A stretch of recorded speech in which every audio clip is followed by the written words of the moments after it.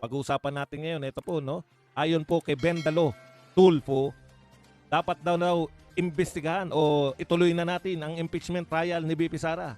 Kasi nag-iintay na yung mga tao. Ito po mga tao na to, no? Kapiranggot na lang sila. Mga tao pa rin ng mga tao. Sino ba yung mga sinasabi yung mga tao na yan? Sino ba yung mga sinasabi yung mga tao na yan talaga? Lahat na lang kayo, taong bayan, taong bayan. Putya, nung nanawagan sa Luneta, wala pang ilan libo lang. No? Kayo na ba yung taong bayan? Wala na po yan. Hindi na po uso yan. Bendalo. Ha? Bendalo ka talaga eh. Paano ka? Paano mo nasabi na sabi ng tao? Ni hindi nga pinag-uusapan yung impeachment na yan eh. Sa'yo lang namin una narinig na dapat na mag-impeachment eh. Sinong taong bayan? Ang iniintay ng taong bayan kung kailan nyo mapapakulong, si Martin.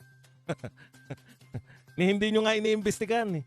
Oy, Bendalo, bago ka humirit ng kung ano-ano, ipapaalala ko lang sa'yo, ikaw ang Vice Chairman ng Blue Ribbon Committee. Vice Chairman ka na turingan, ayaw nyo mag-imbestiga. Kayo lang ang Blue Ribbon Committee na tamad mag-imbestiga. Kung kailan mayroong pinakamalaking anomalya. Noon ang mga Blue Ribbon Committee, kahit nung panahon ni Gordon, wala ngang issue eh. Nag-imbestiga para magka-issue eh. Ayo, ang katutak ang issue ngayon. Ang katutak ang issue sa bansa natin. Ayaw nyo mag-imbestiga sa Blue Ribbon. Ngayon, ang gusto mo, impeachment? Wala po naghihintay sa impeachment ni BP Sara. Ang gusto po ng mga tao, paalala ko lang sa'yo, Bendalo Tulfo, ang gusto ng mga tao, pagpakulong ng mga mastermind. Kailan nyo mapapakulong? Bendalo. Sometimes we must bend the law. Wala na kayong inatupag. Eto po, tahasan ko pong sinasabi sa inyo na eto pong ginagawa ni Bendalo Tulfo ay diversion na naman kasi sari-saring kapalpakan po ang kanilang inabot ngayong mga panahon na to. Oh, palpak na nga na inangkin ni BBM yung Bukana Bridge. Lahat po, buong sangkatauhan sa Pilipinas nagsasabi na hindi kanya yan. Nakakaawa naman. 4 lang po ang sinasabing legacy. Panay hindi pa kanya. Hindi ko alam kung ano yung 3. Matutuklasan din natin yan. Wala pong budget na nilagay dyan kahit 5 si BBM para maging legacy niya yan. Yan po ay na-conceptualize. Yan po ay hinanapan ng pondo ni Tatay Digong. Yan po ay pinondohan ng China. Wala pong ginastos ang gobyerno ng Pilipinas. Wala rin ginastos ang City Government of Davao. Dahil po sa kahihiyan na yan, lahat ng tao ngayon na nakakaalam, iyang-hiya po dito po sa pag-angkin na ginawa ni BBM para ma-divert po yung kahihiyan. Nasundan pa yan ng pagpapasoli ng 60 billion. Mantakin ko mang isipin, paano mangyayari na illegal yung ginawa pero walang dapat managot. Dapat po may managot. Putya, illegal yung ginawa. Ano yan? Kusa? Sinong gumawa ng illegal? Tukuyin nyo. Sampahan nyo ng kaso. Ang daming usapin ngayon. Sino ang dapat kasuhan? Dapat yan ang sunod na tanong. Kung illegal yung paglilipat ng pondo ng PhilHealth papunta sa National Treasury, sino nag-approve niyan? Sino nagpanukala niyan? Sino yung gumawa niyan? Dapat po mademanda. Yan ang atupagin nyo, hindi yung kung ano-ano. Yan ang iniimbestigahan nyo dapat, Blue Ribbon Committee, kasi marami pa pong nilipat. Hindi po kami papayag. Kasi ganito po, eto, ayaw nyo maniwala na mayroon pa. Ito po, pumapalag po itong si Bernadette, bagong buhay. Ano bang ano nito? Bagong henerasyon. I call on the Bureau of Treasury. I call on the Bureau of Treasury. I call on DBM. Please, pakisoli nyo na yan. Marami pong bata ang naghihintay magkaroon ng college scholarships. Maraming bagong henerasyon ang gustong mag-aral ng kolehiyo. Update po sa CHED, mga ka-BH, sinabihan na namin ng COA, dapat utusan na nila ang Bureau of Treasury to release the 11.7 billion na nasa Bureau of Treasury sa Higher Education Development Fund. Bakit? Mas mataas po ang RA 7722 kesa sa Executive Order 338. Kahit ano pang gawin natin, hindi pwedeng isuperceive ng Executive Order ang batas. Sabi ng batas, ang Higher Education Development Fund dapat nasa isang government financial institution. So I call on the Bureau of Treasury, I call on DBM. Please, pakisoli nyo na yan. Marami pong bata ang naghihintay magkaroon ng college scholarships. Maraming bagong henerasyon ang gustong mag-aral ng kolehiyo. Pero yun yung mga kapatid, kinuha na naman pala ng DBM to, hinuhold na naman ng DBM yung 11.7 billion. Budget po to na nakalaan po para po sa scholarship scholarship po ng college scholarship. 11.7 billion. Hawak na naman po yan ng DBM. Ayaw i-release. Hihintayin pa rin yata yung Supreme Court. Bakit po? Kasi sabi ng Supreme Court, pag nagsoli sila, tayo na naman magsasoli.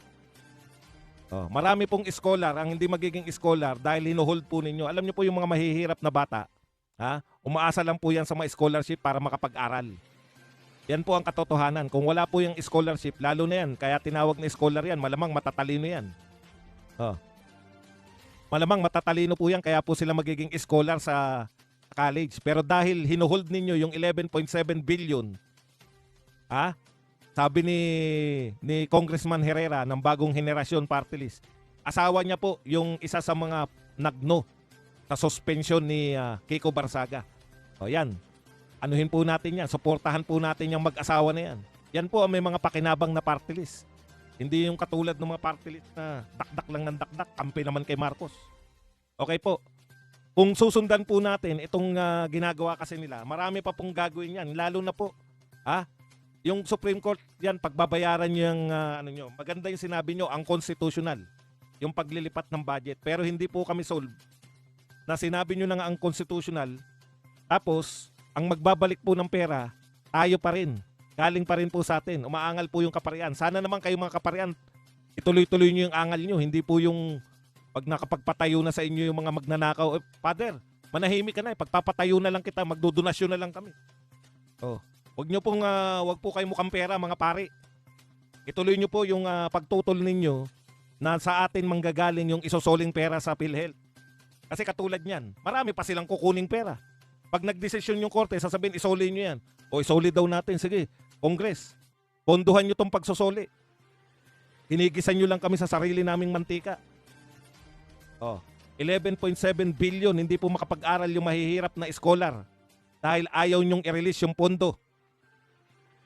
Umaangal din po. Yung si Rufus Rodriguez, hindi po yan Duterte supporter. Supporter yan ninyo. Si Rufus Rodriguez, umaangal po. Zero daw po yung binadget nyo sa Mindanao. Wala kayong binadget sa Mindanao. Mahiya naman kayo. 120, sabi ni Rufus, panay Tagal Luzon.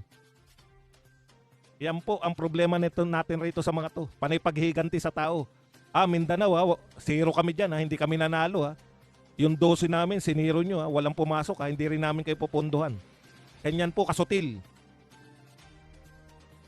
Yan po, ganyan po kasutil ang gobyerno na to. Tapos, yung mga julalay nila, yung mga tuta nila, katulad nito ni Tutasin, sunod agad. Pag sinabi na pondohan, pondo agad. Pondohan nyo rin yung mga scholar. Hawak na naman ng DBM. Pag nahawakan na naman ng DBM yan, napunta na naman sa kung ano. Iko-korte na naman. Sasabihin na naman ng korte, solid dapat yan. Para sa scholar yan. Pag sinuli, taong bayan na naman magsusuli. Anak ng tinapay, lapit nyo nga ulo nyo dyan. Tapos, ang isa sa pinakatuta, sunod kay Tutasin, ito na si Bendalo Tulfo. Kaya kontrolado po nila Blue Ribbon. Ang chairman si Ping Lacson. Yung vice chair, itong si Bendalo Tulfo, parehong hindi abogado. Ngayon lang po ako nakakita na Blue Ribbon Committee na hindi abogado. Buhat na nabuhay ako, ang Blue Ribbon Committee, panay abogado po. Bakit? Mag-iimbestiga sa katiwalian. Dapat po abogado, hindi. Kinakailangan, dapat tuta. Dapat mga sunod-sunuran sa pamahalaan para protektado sila. O ngayon, paano nila pinoprotektahan? Sila na yung mga chairman, sila pa yung vice chairman, pero ayaw pa rin nila mag-imbestiga.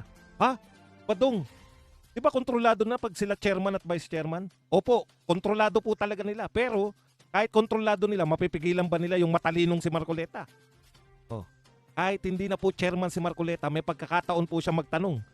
Tatayo pa lang nga si Marcoleta, pinaalalahanan na, meron ka lang 5 minuto. Yung iba, wanto sawa. Yung iba, wanto sawa sa katatanong kay Marcoleta. Ano lang po, binibigyan ng time limit. Pero nakakapagtanong pa rin. Nawawaisan pa rin sila. Nakakapagdala pa rin si Marcoleta ng isang gutesa. Nabigla na naman sila. Kala ko ba magagaling kayo? Kontrolado na nila yung Blue Ribbon, naiisahan pa sila ni Marcoleta. Nakakapagbulgar pa si Marcoleta. Ganyan po yung matatalinong tao. Kaya, para hindi na sila maisahan pa ulit-ulit ni Marcoleta, ano ang ginawa nila? Huwag na tayong mag-imbestiga sa Blue Ribbon. Para saan yung Blue Ribbon? Ang pangunahing trabaho po ng Blue Ribbon, ito lang po ang trabaho ng Blue Ribbon, mag-imbestiga ng katiwalian ng gobyerno, ng mga tao sa gobyerno. Kaya kayo nilikha para mag-imbestiga kayo ng katiwalian. Yan lang po ang dahilan ninyo para mag-imbestiga ng katiwalian. Magre-resign na ako, ayaw nila sa akin. Nung nakahanap na, gusto na ni Pia Cayetano, ay binabawi ko na ang Blue Ribbon. Mahirap na, mag-imbestiga talaga yan. Okay, wala pong kabog-abog dahil napuknat po ng panibagong kontrobersiya. Ayan na naman, araw-araw po, dito sa gobyerno na to, yung sa mga nagdaang administrasyon, yung mga natutuklasang katiwalian, malaking issue dito po. Pag walang natuklasan na katiwalian, yun po ang balita. Halos kahit saan ka magbungkal, may katiwalian eh. Puta, bigla na lang tayo may nalalaman na Jojo Cadiz o bagman ni Pangulo, nag-resign. Meron naman matutuklasan. Yusek ng DPWH, nag-resign. Yusek ng DOJ, nag-resign. Dahil sa katiwalian. Lahat po. Sabi nga ni Libiste, batang-batang si Libiste, Gen Z, lahat ng SEC at USEC ng kahit na anong departamento may insertion sa DPWH. Anak ng tinapay, oh. Ibig sabihin ba dong kahit wala silang kinalaman sa DPWH, meron silang insertion? Meron. Kayo lang? Sabi ng mga taga-ibang department, ano naman kami? Kayo lang yung mayaman, taga-DPWH lang. O sige, bigyan mo na rin yung mga yan para hindi pumalag. Kaya sama-sama po sila eh. Bakit 3 taon tsaka lang pumalag? Sangkot lahat eh. Hindi ka i-appoint. Pag wala kang anomalya, hindi ka i-appoint kasi walang pang-hold sa'yo. Lahat may anomalya. Kaya pag pumalag ka, papalag ka. O katulad si Waiter Escudero. Ayaw na dahil namili si Waiter Escudero eh. Pucha, ano pipiliin? Tatakbo pa ako sa 2028. Sino pipiliin ko? Kampihan? Yung talunan? Kaya pinag-aralan ni Escudero, matalino eh. Pucha, natalo to Natalo tong mga BBM boys Teka lang muna. Pag tumakbo ko sa 2028 at kumampi ko rito sa BBM, delikado ko. Sa Mindanao, delikado ko sa Visayas. Baka hindi tayo manalo niyan. Ganyan po yun. Kaya nung bumaliktad yung kumampi siya kay BP Sara, kumampi ka Pucha, ilabas yung baho niyan. 30 billion. Dan lumabas yung baho ni Chess Escudero eh. Insertion sa BICAM. Tapos titirahin ng Dilawan tsaka mga Makabayan Black. DDS kasi yan eh. DDS si Escudero. Putot nyo. Kakampi nyo yan eh. Kaya nga kayo nauto eh. Kaya nga hindi nyo minadali si Escudero na magpasya sa impeachment para hindi halata kunwari eh. Nauto kayo ni Escudero pero hindi kami mauuto niyan.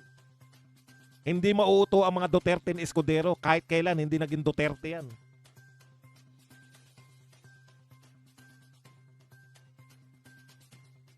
Di binulgar nila si lahat ng may baho. Lahat na kumontra sa kanila. Siguro yung mga Dilawan na kumontra. Sabi siguro ni Villanueva, pucha, nabisto tuloy ako.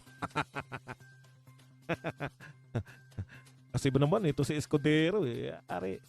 Kaya nga naging naging pro tempore si Jinggoy tsaka si Escudero naging Senate President dahil sila yung nagpatigil ng investigasyon dyan sa Morales. Alam, no? Okay, kaya nga tinanggal si Subiri, di ba? Dahil hindi niya mapatigil si Bato. Ayun naman, no? O ngayon, kaya lahat sa kanila may baho. Yung mga Duterte lang hindi nila kaya. Paano? Wala silang hold sa mga Duterte talaga. Pero lahat may hold sila. Lahat ng kinukuha nila, lahat ng kakampi nila, panay mga mandurugas. Lahat ko na. Mga mandurugas ang kumakampit sa mandurugas.